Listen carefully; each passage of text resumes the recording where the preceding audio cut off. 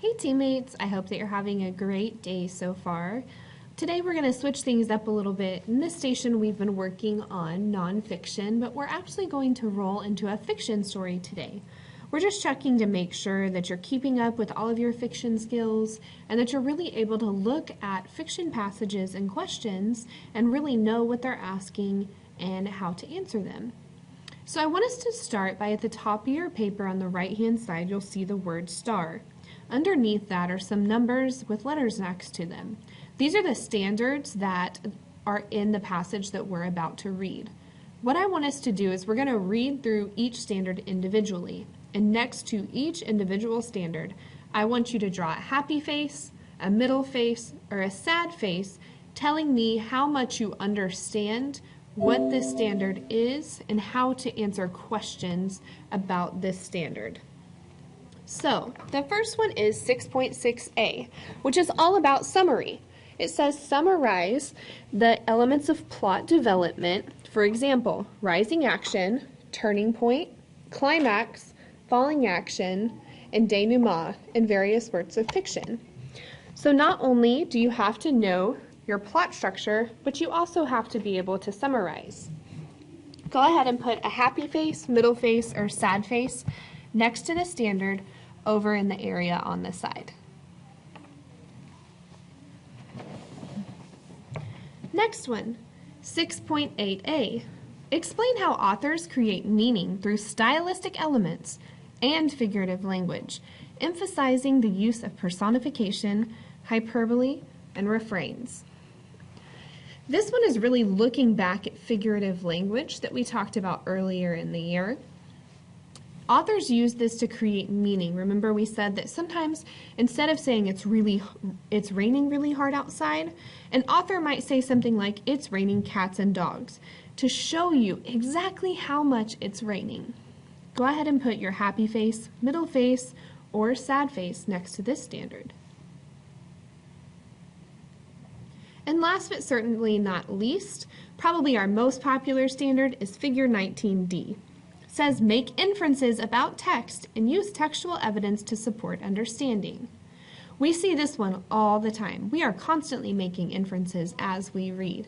Remember, an inference is taking what you see in the text plus what you know and coming up with a prediction or an inference. It's a conclusion. Sometimes people make different inferences because they have different background knowledge. That's okay. Inferences don't always have to be facts, but it's usually the best you can do with the information that you're given. Go ahead and put a happy face, middle face, or sad face next to this third standard.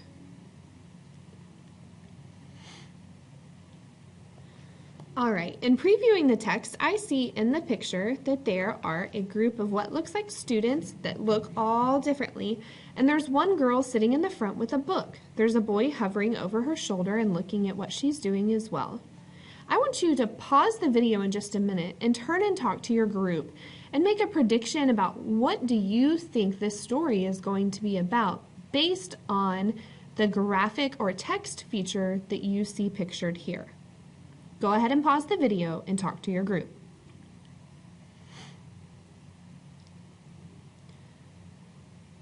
All right, teammates, I can imagine that you guys made some awesome predictions. The first time I read this story, I kind of thought maybe it's about a girl that really likes to read or about maybe a small group that's looking for some important information in a book. However, the guy on the right, kind of to the back of the girl with the book, he kind of looks a little mischievous, so I wasn't really sure what to think about that. Let's go ahead and start reading this story. The title of the story is Diamonds in the Rough. I'm going to read the story to you, and I'm going to ask you at certain times to pause and write things or pause and discuss things.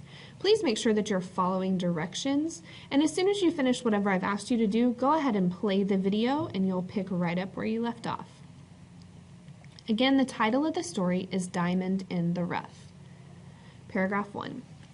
Cam was cemented in place. Her heart was in her throat, and her mouth felt as if it was full of adhesive. Why had she undertaken this task? She had volunteered with enthusiasm when Mrs. Ramirez had asked the class for help with organizing the book sale. But now She thought she might be in over her head. I want you to stop right here and I want you to find every character that paragraph 1 mentions. I'm going to give you a minute to pause the video. I want you to go through and circle each of the characters' names and quickly draw a little stick figure next to them to remind yourself that those are the names of characters. Go ahead and pause the video and do this direction. Welcome back. Just to check yourself, you should have Cam circled, who's our main character. I know Cam kind of sounds like a boy's name, but it is a girl's name in this story. You should also have Mrs. Ramirez circled as well. All right, moving on. Suddenly, giggles exploded from the back of the classroom. Cam considered investigating the source of the commotion, but she just sighed. The pressure to make the sale a success was tremendous, and being shy was certainly no help. Her ears perked up at the sound of her name. One of her classmates was calling her. Cam tucked an unruly strand of hair behind her ear and hesitantly walked over to the group, where she saw Jamal, wearing a puzzled look on his face and clutching some labels. In a second, I'm going to have you pause the video and discuss something. What I would like you to discuss with your shoulder partner is, what do you think that Jamal was calling Cam over for? This is called making a prediction. If you remember, our other word from our standard 19D was an inference. I want you to make an inference about why Jamal is calling Cam over to his group. Go ahead and pause the video and turn and talk to your shoulder partner.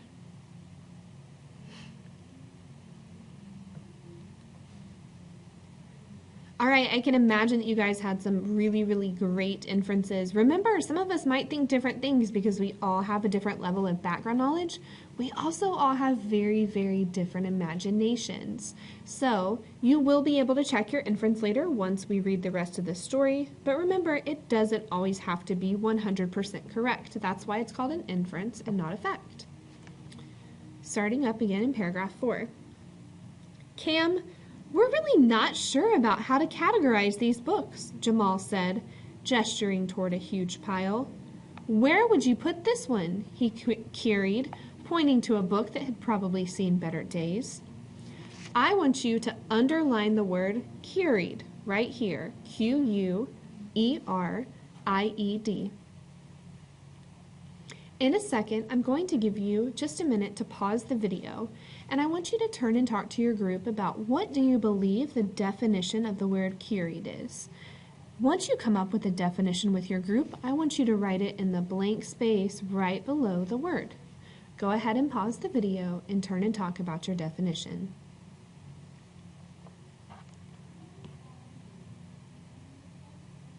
All right, teammates, you should have come to the conclusion that the word queried means to ask a question. If you look at our context clues right before that word, it says, where would you put this one?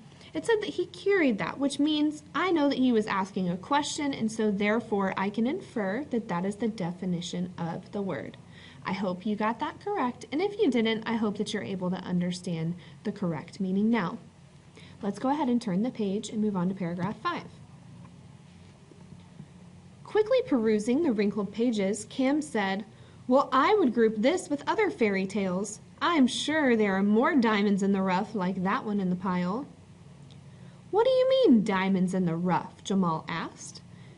Cam swallowed her anxiety and pushed on. Pause. Why is Cam having anxiety? I want you to go ahead and pause the video and at a silent 0 independently, I want you to make an inference right over here in the side that tells me why Cam is having anxiety right now.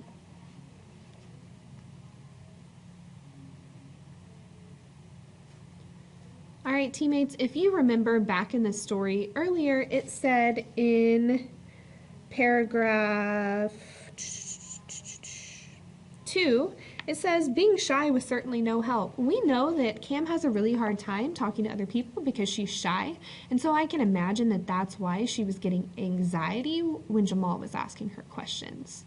Okay, remember that's a character trait, and if you keep a running list of character traits in your head, it will always help you understand the story better. Let's continue reading. Although this might seem like just another dusty book, it's a story that will take you to a place of fantasy. Getting lost in books is just one reason I love reading. All right, what I just did in my head as I read that is called making a text connection. So there's 3 different types of text connections if you remember. If you don't, there's a poster on the back wall next to the lamp. The 3 types are text to self, text to text, and text to world. A text to self connection is when you relate the text that you're reading to something that you've experienced. A text to text connection is when you relate the text that you're reading to another text that you've read, whether it's an article, a blog post, or even another book. And then finally, a text to world connection is when you connect the text that you're reading to something that's going on in the world around you or something that has happened in the world in the past. Right there, I made a text to self connection. I'm continuing to see some similar traits between myself and Cam. Though I may not be shy, I love reading and I love getting lost in books.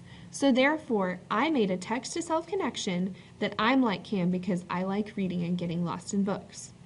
I want you to pause this video and make a personal text connection.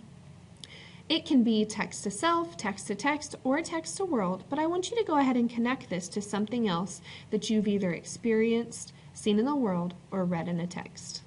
Go ahead and start the video again whenever your entire group is done making their text connection.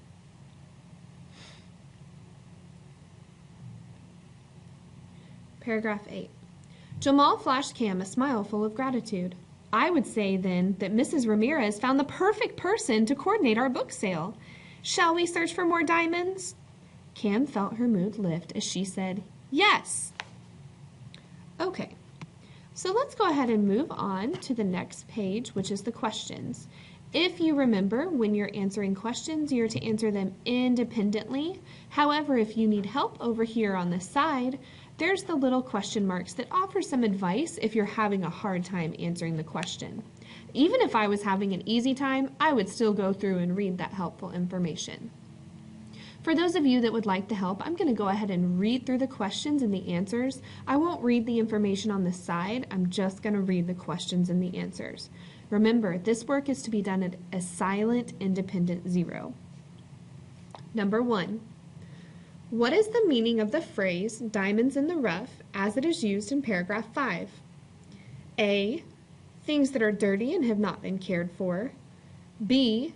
Things that seem plain are not special but have hidden value. C. Things that can help you get lost in a different world. Or D. Things that are old but can be made to look new. Number 2. Who or what else in the story can be described as a diamond in the rough? F. Cam, G. Jamal, H. The book sale, or J. The pile of fairy tale books.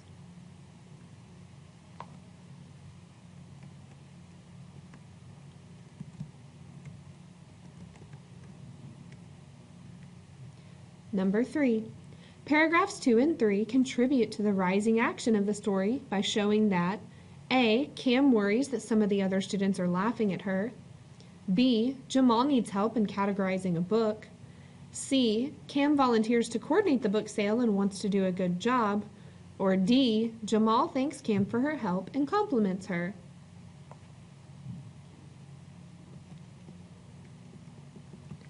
And last, number 4. Which sentence from the story shows that Cam knows a lot about books? F. She had volunteered with enthusiasm when Mrs. Ramirez had asked the class for help with organizing the book sale. G. Cam considered investigating the source of the commotion, but she just sighed. The pressure to make the sale a success was tremendous. F. Quickly perusing the wrinkled pages, Cam said, "Well, I would group this with other fairy tales." Or J. Cam swallowed her anxiety and pushed on. Teammates, when you've finished answering all 4 questions, please go back and make sure that your name and your college is at the top of your paper. You're going to go ahead and turn it in the folder. take out your AR book and start reading. Thanks. Hope you have a great day.